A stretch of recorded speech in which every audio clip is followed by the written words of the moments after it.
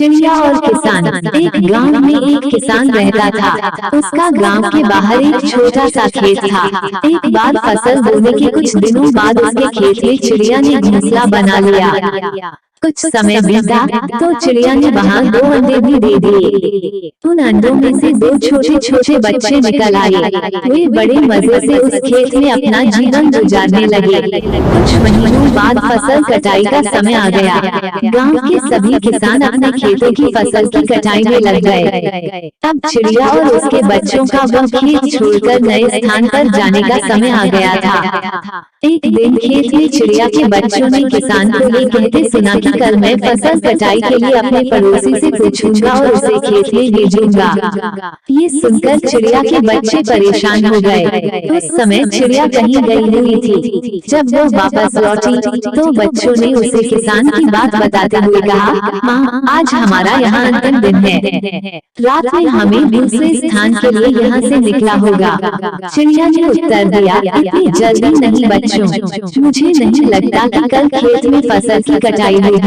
चिड़िया की कही बात सही साबित हुई। दूसरे दिन किसान का पड़ोसी खेत में नहीं आया और फसल की कटाई न हो सकी। शाम को किसान खेत में आया और खेत को जैसे का तैसा देख बुदबुदाने लगा कि ये पड़ोसी तो नहीं आया। ऐसा करता हूँ कल अपने किसी रिश्तेदार को भेज देता हूँ। चिड़िया के बच्चों ने फिर से किसान की बात सुन ली और परेशान हो गए। जब चिड़िया को उन्होंने ये बात बताई तो वह बोली, तुम लोग चिंता मत करो, आज रात हमें जाने की जरूरत नहीं है। मुझे नहीं लगता कि किसान का रिश्तेदार आएगा।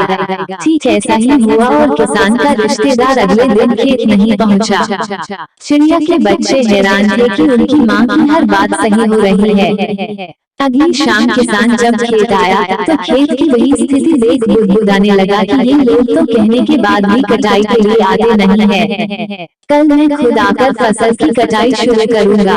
चिड़िया के बच्चों ने किसान की ये बात भी सुन ली। अपनी माँ को जब उन्होंने ये बताया तो वह बोली, बच्चों, अब समय आ गया है ये खेत छोड़ने का। हम आज रात ही ये खेत छोड़कर दूसरी जगह चले जाएंगे।